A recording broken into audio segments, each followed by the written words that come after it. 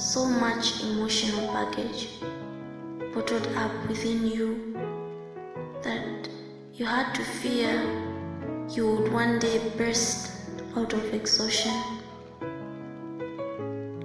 Have you ever gone to bed with tears running down your cheeks, drenching your pillow non-stop, only to awake wishing you could sleep till eternity? Have you ever had suicidal thoughts crowding your mind each time flashbacks crossed your thoughts? What? I have. Yes.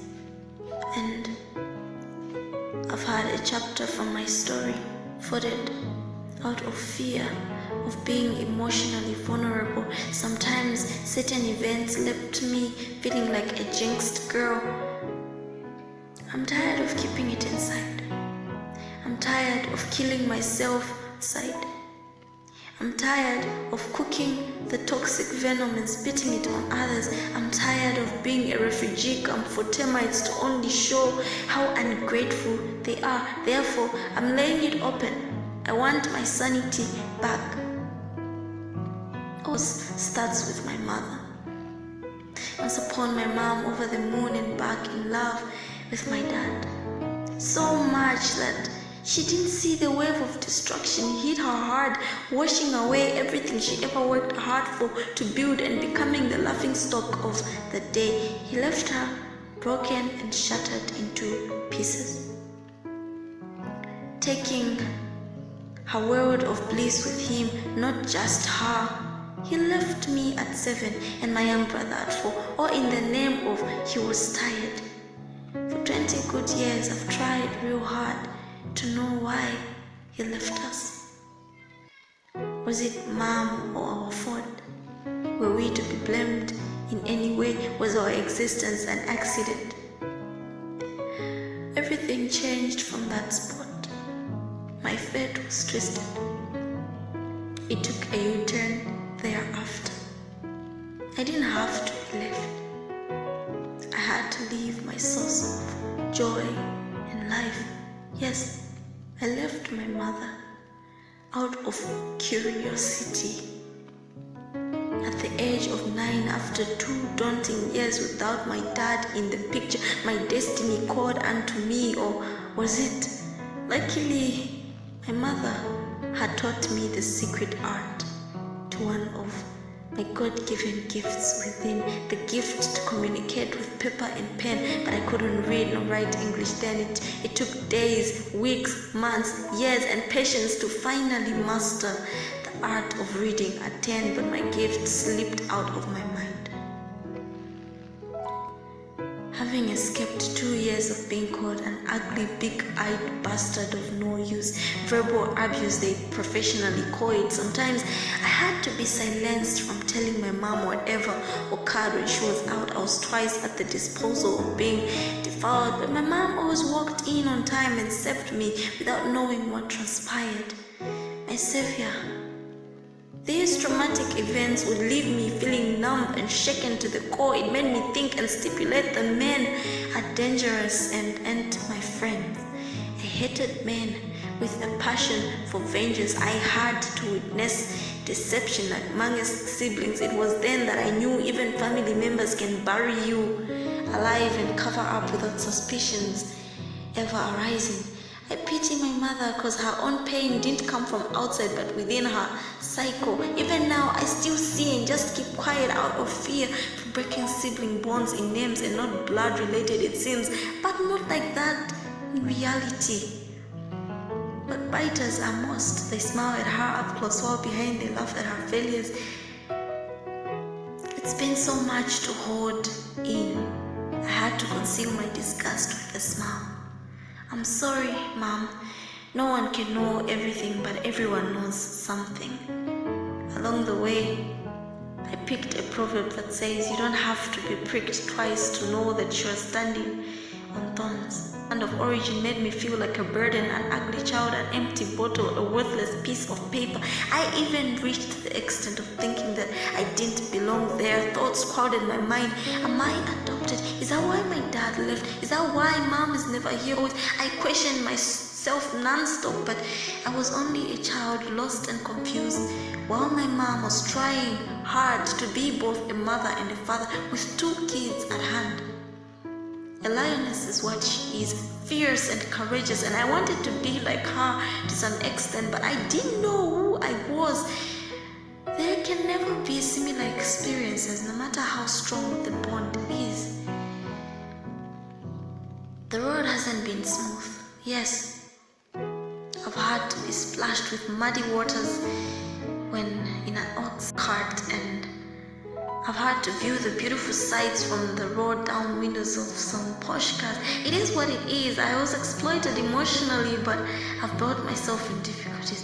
After all, I can't be taken back into my mother's womb. I have to toughen up and tighten my grip on what I've grown knowing and believing, that being that there is a creator watching us every day, giving us sufficient grace to cope. I thought living in the land where I got sick with abuse, traumas would heal me, but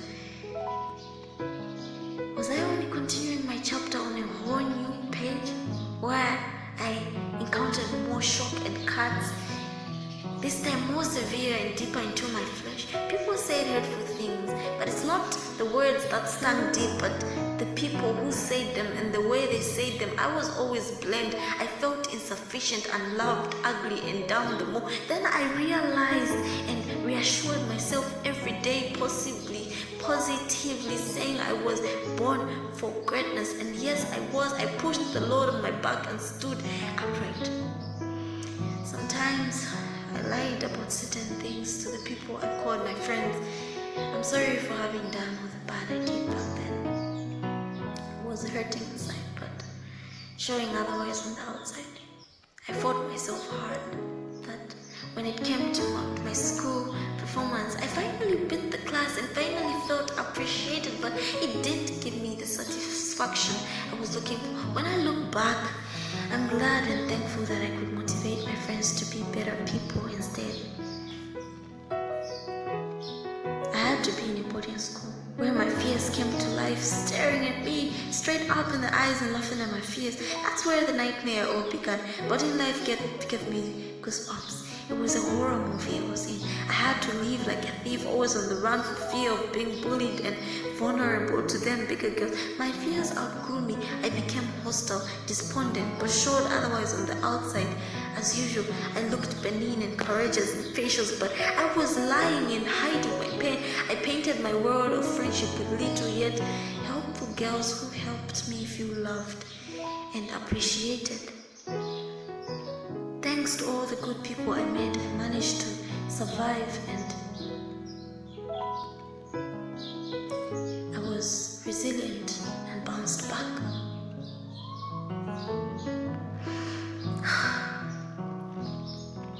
I got to free my mind through friends dear to me. They taught me yoga, challenged me. Quite alright, these challenges sometimes made my insecurities lie to them, minor to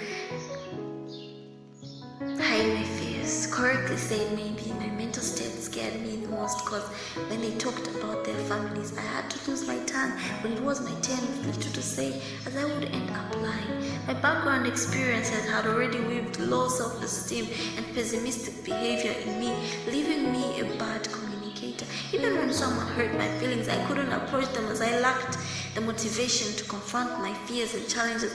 I became my sister's keeper, excellent at keeping secrets. After all, I had my own secrets to keep. All the benediction was sicked from piling of things within.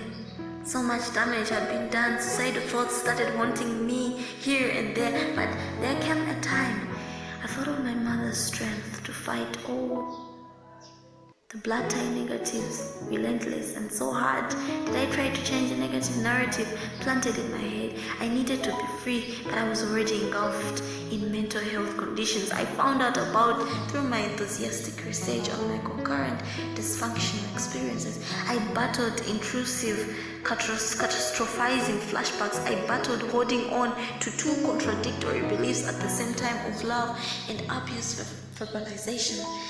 I battled feeling numb to my emotions from my anxieties and depressions. I battled emotional detachment from myself to gain resilience from all the trauma. I battled over apologizing.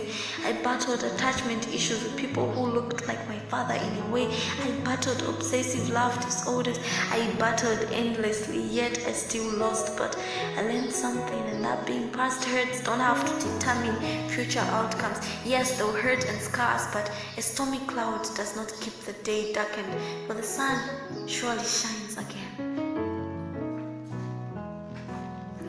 All is in the past to remind us of what we failed and overcome. You and I might have lost, but I have today with you and tomorrow together for us to change. Give time to heal. Healing doesn't happen overnight.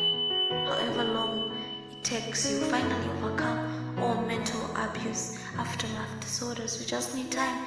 Yes, we've all had episodes of past pain, but let's save ourselves from these ghostly apparitions. Pain happens to everyone at different junctions and changes us daily, but it's now past, and brooding over its tragedies only exhibits a form of insanity when in reality it's non-existent.